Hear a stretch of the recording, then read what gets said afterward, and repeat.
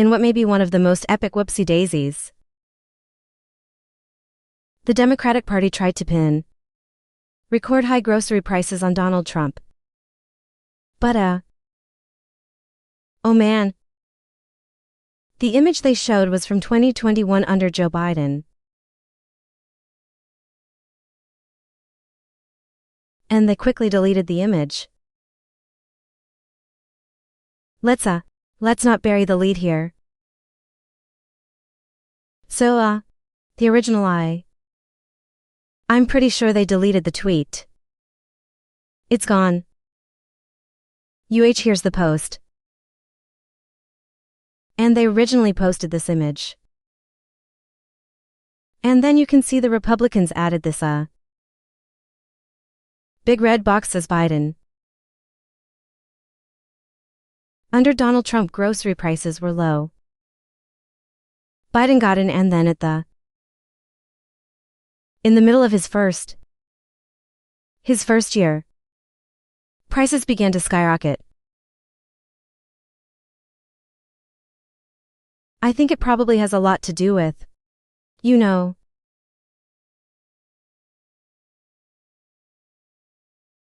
student loan forgiveness. Everybody was warning him this was gonna happen. The New York Post reports, the Democratic National Committee drew widespread mockery Thursday over a since-deleted social media post that showed the cost of groceries skyrocketed under Joe Biden. The X post included a graph of soaring cheese, alcohol, dairy, grocery, produce and meat prices dating back to October 2019. But the major inflection point being at the start of the Biden admin. Trump's America. Read the tweet shared by the Democrats. Prices are higher today than they were on July 2024. Y'all in major categories listed below. Read the caption on the graphic. Which did not know the source. Note the source of the data. The only problem is they were trying to say July of 24. But the graph they showed was July of 21. So everything skyrocketed around the middle of the year. And you can see it really started to take off towards the end of Biden's first year. The White House Rapid Response X account seized on the post, adding a Biden label with 2 arrows pointing. The Biden era price surges, highlighted in red by the White House, took up the majority of the graph, whereas the more stable cost of goods under Trump was only a sliver of the chart. Several people on social media pointed out the cell phone by the Democratic Party. I don't know, kind of looks like Biden's America. Matthew Rosario noted. Conservative podcaster Cal Becker described the tweet as, none of the DNC deleted it after getting ratioed into oblivion. Popular X personality Greg said, the tweet might be the biggest cell phone I've ever seen on this website. Under Biden, inflation surged to rates unseen since the 80s,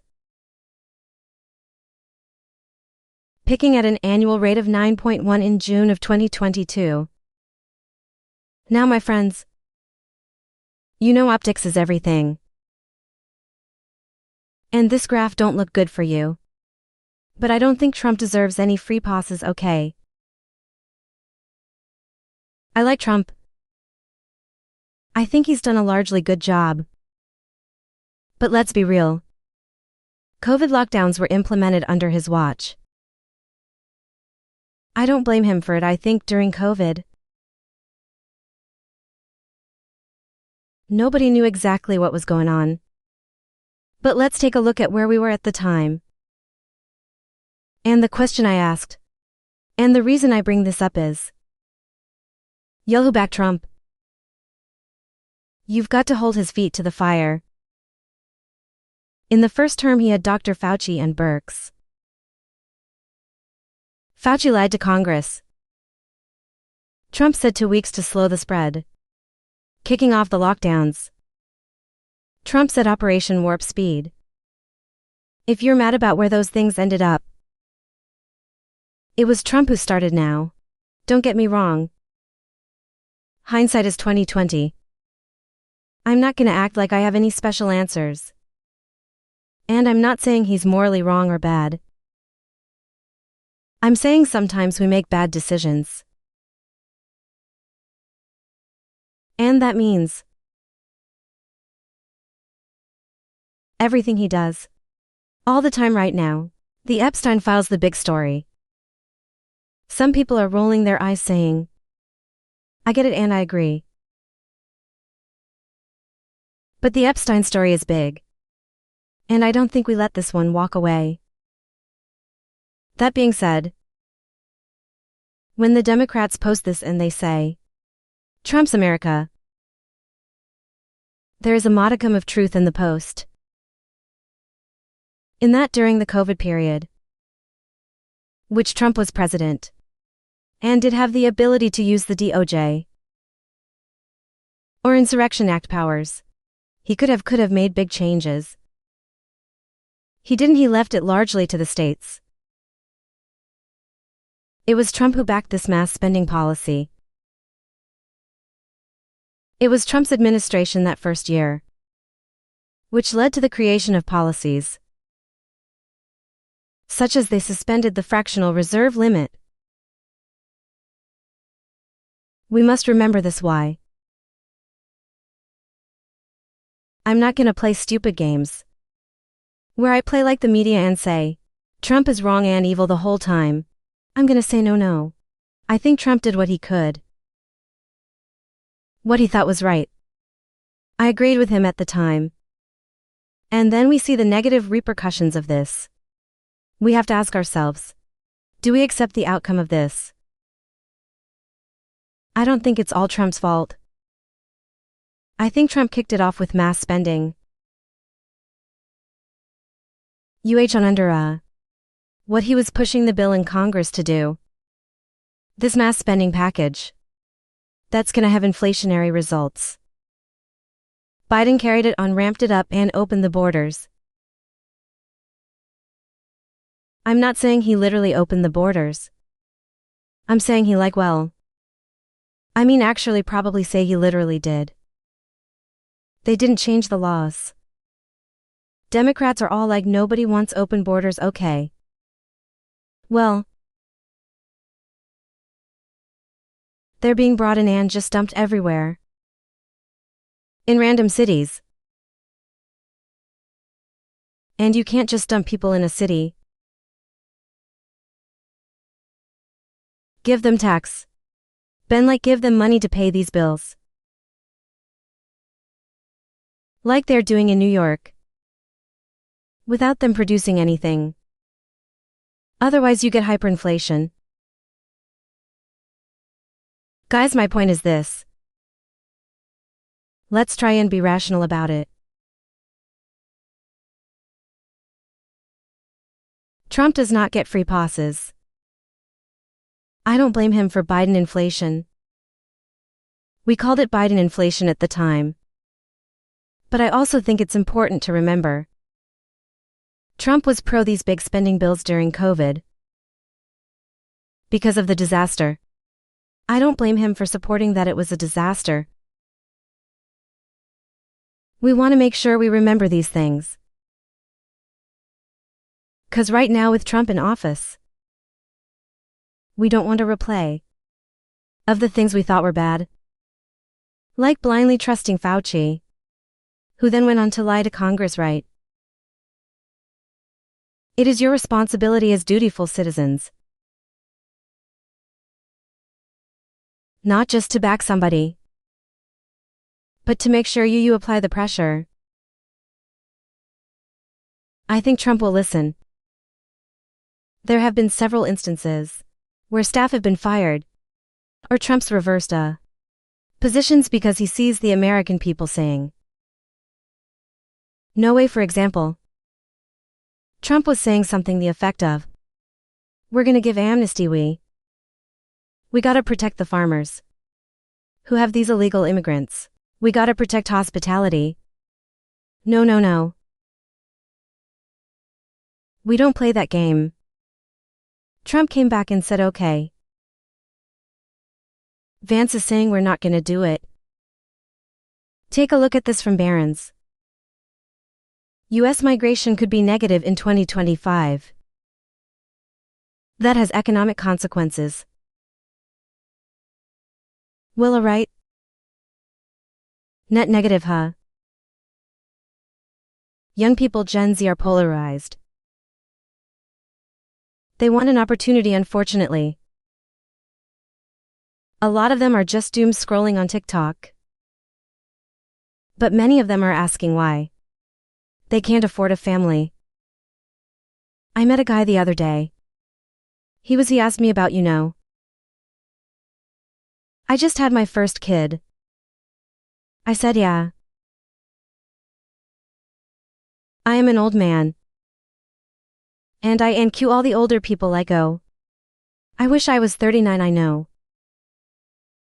I know, and when I'm 40, I'll say to the 39-year-old, or when I'll say to the 29-year-old. But the reality is people had kids in their 20s. Historically. Met this guy and he's like, yeah. And I was like, oh, okay. He's like 17 and 12 and I was like 17. And I was like, wow. He's like, yeah. You didn't? That's normal. I started late. Having a kid at 21 was normal. Got married, had a kid. A man. That's what Gen Z wants. That's what all of humans always wanted. And I asked myself, why was it that I didn't do the same thing?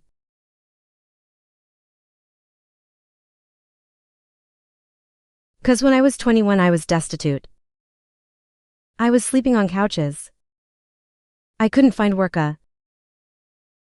My brother and I were renting a band practice space in it was effectively abandoned warehouse. For like $100 cause we had nowhere to sleep. How could I possibly have had a family? I couldn't find a job. I tried. Eventually I found a job working in nonprofits. Still never made enough money. And from there started to build things up. And it wasn't until I was in my late 20s that I actually had enough money. But the problem was nothing was guaranteed. Nothing was established. I've been working in media for a couple of years. I was getting paid decently. And that was when it was like, okay. What do we do? Started my own company and said, I need to build and establish something. So this security. There's never a right time. But my point ultimately is this. I was sleeping on couches. It was 2008, it was the economic crisis, and that stunted us massively.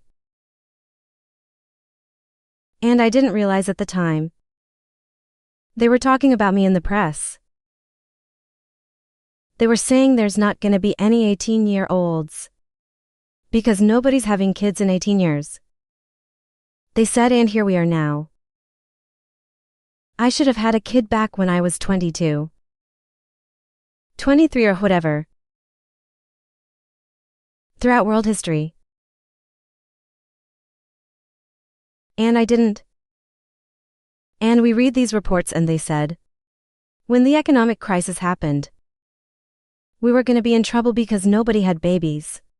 18 years from now, there would be no people to enter universities. They were literally talking about me at that time. I didn't have a family. And the left likes to take these clips out of context. Where I said, I was saying people don't want to have families. Not me, it's everybody else. They took that and they tried to use that as a smear. To say that I was saying. Which was not the case. The issue was I couldn't afford to have a family. And I couldn't find someone who could afford to have a family. It was just not possible, I guess. But maybe it was ultimately. It was like, how does society allow something like this to happen? Here we are now. They can't afford houses. They can barely afford to live and eat. The cycle is perpetuating and it is devastating. So what are we gonna do? What is Trump gonna do to reverse these trends? Now things have been pretty good. Net negative migration means more opportunity for the new housing developments to bring prices down, at least to a certain degree, or wages up. Trump was saying, price coming down may be hard. Wages going up may be easier. He's not wrong because people don't want to lose value. Wages going up is the rising tide that lifts all ships. So maybe if we put pressure on this, on the Trump administration, if we call out the Democrats and the Trump